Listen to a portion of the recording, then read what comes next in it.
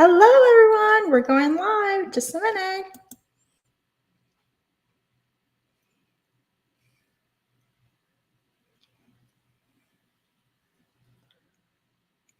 Hello, everyone. I am so excited to be live and chatting with you. So today we're just doing a testing of this new system. I am going live hopefully every week, once a week, just to chat about books, recommendations, and everything in between. If you didn't know, I have the What to Read Next podcast that has live episodes, new episodes every single day. I'm trying to do Monday through Sunday. So we're going to give it a test out, but at least there's 5 episodes every so often. There's 700 episodes in the backlog. So if you're looking for new recommendations, there's plenty of author interviews telling you what to read next, as well as book recommendation episodes from soapy literary fiction to thrillers to romance, plenty of romance recommendations. So there's everything. If you're looking for something to read, you should definitely check out the podcast. It's available on Spotify, iTunes, and any other podcast player, as well as here on YouTube. All the back episodes have been uploaded to YouTube, so you're able to listen to them. So that's a little bit about the podcast.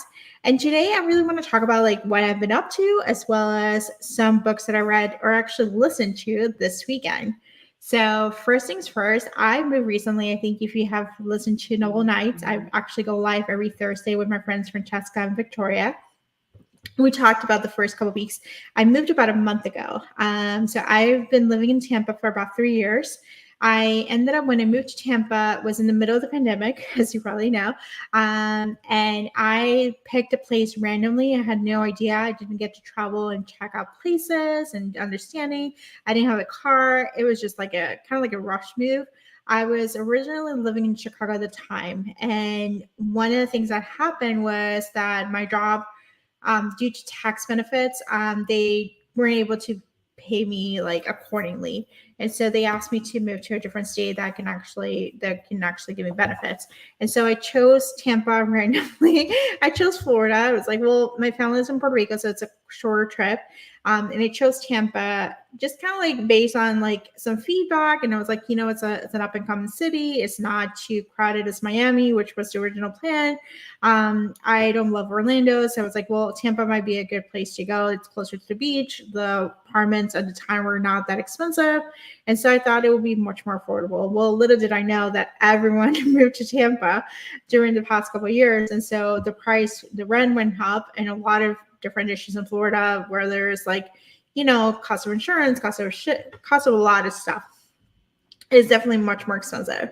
So inflation definitely hit here in Tampa. So it was interesting. So I moved in 2021. And if you remember, the car market was just a shithole. Everything was so expensive. Like used cars for 100,000 miles were like $20,000, $30,000. And I was like, I'm not paying you like a car like over the asking for a car that may need to get a new car just in a couple of years.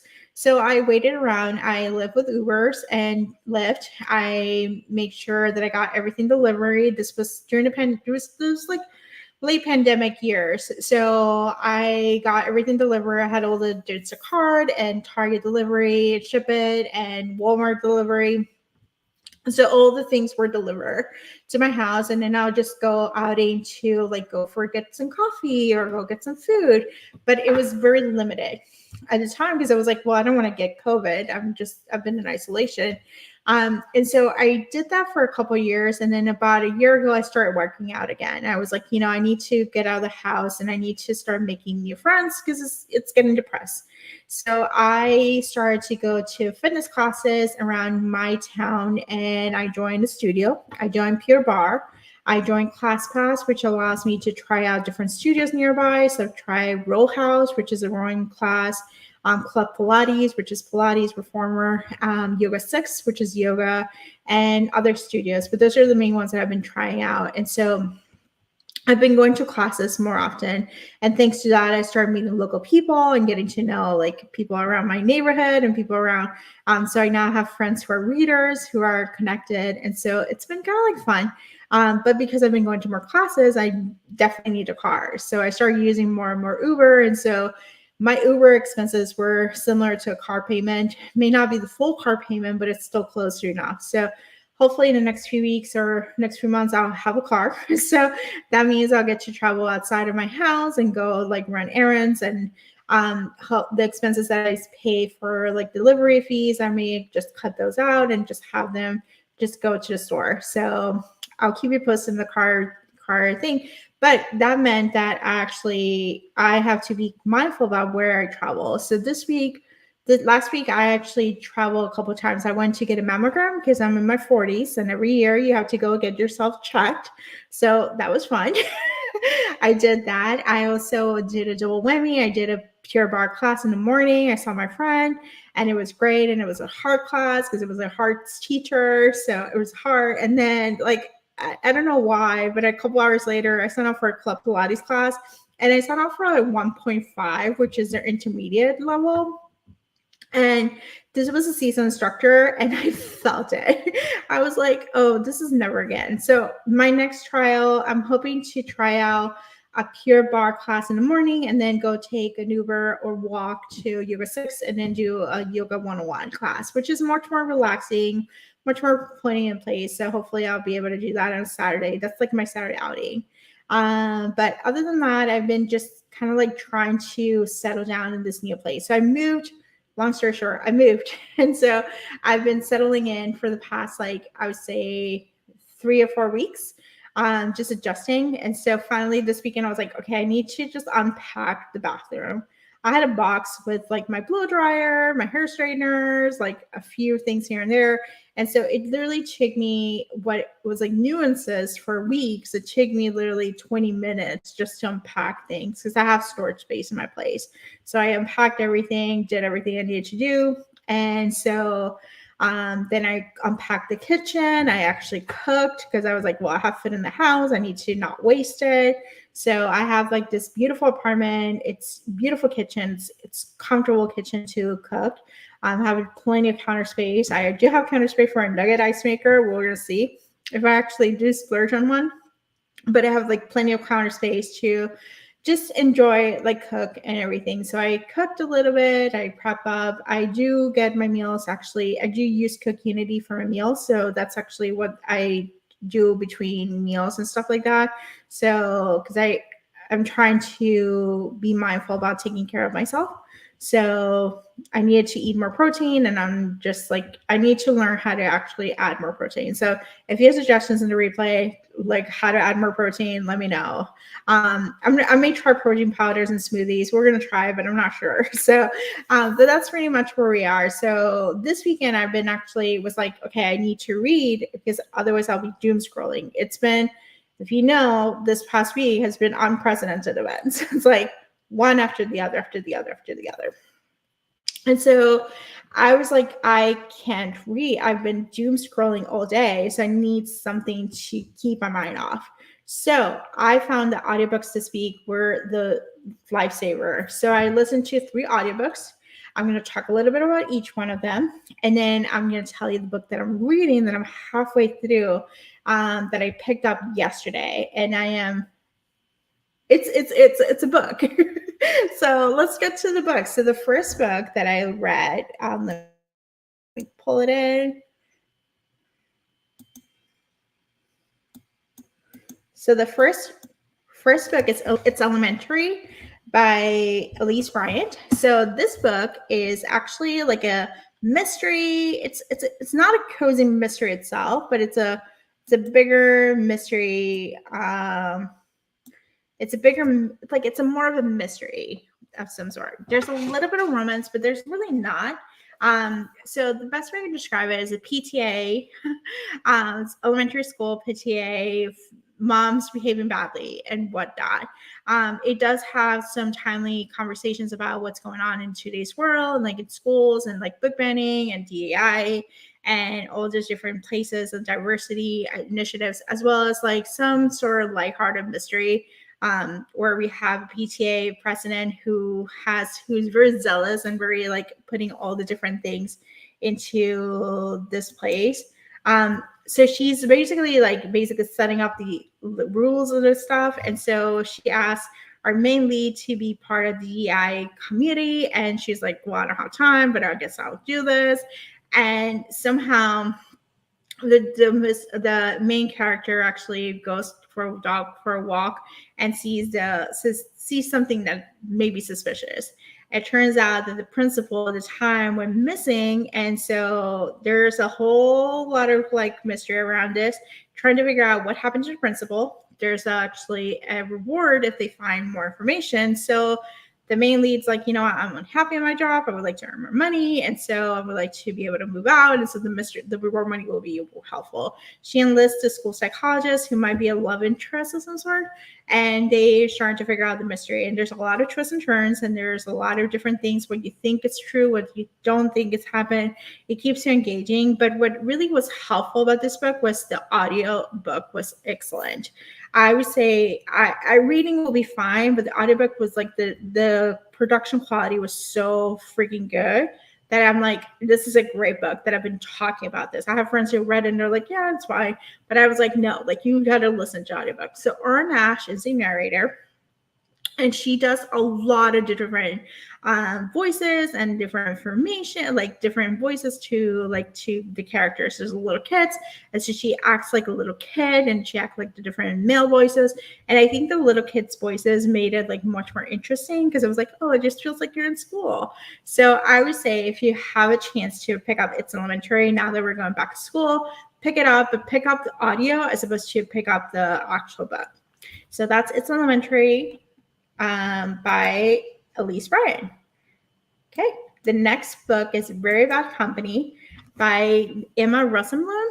So this is like the best way I can describe it is like a tech startup who's about to go on, who's about to be sold out. It's going to be sold to another company. It's going to be, they're doing like $1 billion sale. And so before they do this, they go on a retreat to Miami. And the CEO is like pretty like narcissist, very like the epitome of a white male who wants to have it all, who's scheming and just doing the things they're not supposed to. And so it's all about like what happens in the retreat. And there's a murder. There's conversation, there's a lot of cheating, there's scandal, there's partying, there's drugs, sex, everything. There's just a little bit of everything. And it's told during the weekend, like during that weekend retreat, through multiple points of view. The narrator is January LeBoy, which is amazing, and I am kind of grateful. I think it's one of the reasons why I picked it up because I love her narration. But it's told multiple points of view of the different people who work at the company. So it keeps you engaged and keeps you getting to know like what's happening here, what's going on. It's not a nightmare-inducing audiobook. I listened to it at night, and it wasn't something that gave me nightmares or trigger any issues. There's a murder, but it's a drug overdose, so there's no gory about it. It's just basically like something happened.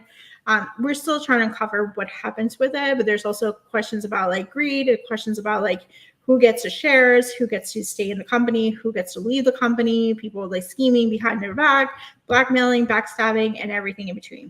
So it is a really good like domestic thriller, like just basically a domestic suspense, like a corporate thriller. It was good. Definitely enjoy it. So I encourage you to take a listen to it. The third book that I listened to, and I listened to this last night, like yesterday during the day, is You Would Never Be Me by Jessica Q. Sutanto. This book comes out August 20th. I had thank yous to PRH Audio for access to the audiobook. It is excellent. It is narrated by two narrators. So one is the voice of Aspen and the other voice is Meredith. And it's told for the first part in alternating views between Meredith and Aspen. And the story is that Meredith used to be like a pretty well-known influencer, and Aspen was kind of like a struggling YouTuber who was trying to make it work. And she became best friends with Meredith, and somehow they stopped being friends when Aspen actually like turned things around and became a bigger mom influencer. And so somehow, and this is actually told in the beginning, is that Meredith actually steals Aspen's little daughter's iPad. And so she has access to her cloud and access to her calendar, her notes, her ideas, and starts to build her follower, grow her follower from based on that stuff. She started messing things up. And so we see this game of like what's gonna happen. How is she gonna find out that she got her iPad and how she got like her access to all this information? And there's a twist, there's a turn, there's more twists and turns at the end. You'll be rooting for them, you'll be hating them, you'll be having both experiences. But it's delightful. It's a commentary on influencer culture, it's a commentary on mom influencers and how what's your niche, what's your brand, what's your specific thing to do. It's definitely a commentary about that. So I find it really engaging. I actually enjoy reading this book. Listening to this was a great experience. I actually listened to another influencer book that I haven't finished, and it's because I didn't love it, and so I'm glad that this one was actually fit the need that I wanted to. So that's You Will Never Be Me by Jesse Q. Sutanto. And then the final book that I actually start reading. So I've been keeping my Kindle streak by reading a couple pages a day. If you have questions about the Kindle streak and like if you missed it, I have a blog post how to fix it because I actually had to fix it a couple weeks ago. While I was moving, I missed one day and I was like, oh my gosh, what am I going to do? And I was like, let's just try to fix it. So I have a Kindle streak, so that's like my daily thing. It's just to read a few pages a day, 10 to 15 minutes. It keeps marked that I read Kindle. But I actually was able to get access to this ARC. It comes out on Tuesday. And the reason why I'm getting access to the ARC is because I'm talking to the author in about 20 minutes. So she'll be coming to the podcast later on this week. So this book is The Pucking's Coach's Daughter by S. Mastery. So I would say this book is going to be available in Kindle Unlimited. This is for your dark romance girlies. Like this is not for maybe some thrillers, but mainly dark romance thriller, like dark romance girlies. So this is like, it's kind of like a take on reverse harem or Why Choose, but without having the guys talk to each other. So it's dark. There's non-consent, double consent, there's somophilia, there's kidnapping, attempted kidnapping, there's bullying, there's violence. It has all the trigger warnings. Like it tells you from the first page is like, don't expect this to be like a fun rom-com. This is dark.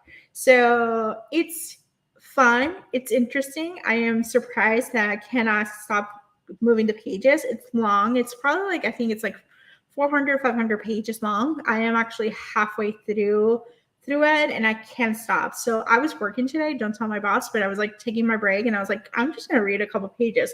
And I ended up reading like, a few like 50 pages just sitting still. So it's definitely engaging. So if you're looking for the Kindle Limited, S. Mastery also it's a hockey related. I would say it's not strong on hockey. Like there's hockey in the stuff, but it's not a strong hockey book. I would say it's a dark romance with hockey undertones. S. Mastery has a hockey dark romance series. They're male covers. And I think that series is complete. So if you're looking for that, and I think that's just like a male female pairing. So this one actually has multiple males and one female. The Coach's Daughter is she ended up hooking up with an ex-boyfriend, the goalie of the new team, and I think the captain of the new team. It starts off where she's like basically sneaking into the captains of the new team house and trying to steal something, and she steals something that wasn't supposed to, and she shares it with her ex-boyfriend, and then the rest is history. The things happen that set in motion a whole set of events, and it's just been dark and dark and dark, but that's been fun. So sometimes it's just a little bit dark. But next up, I'll probably be reading some rom-coms. We're going to talk summer rom-coms at Noble Nights this Thursday at 7:00. And so I have to prepare. I got to use some palate cleanser. So I'll be back on live on Friday to talk about what I read this week, and I'll tell you all about it. So I hope you enjoyed this live stream. It's short and sweet. I hope you enjoy it. And so, yeah, let's go.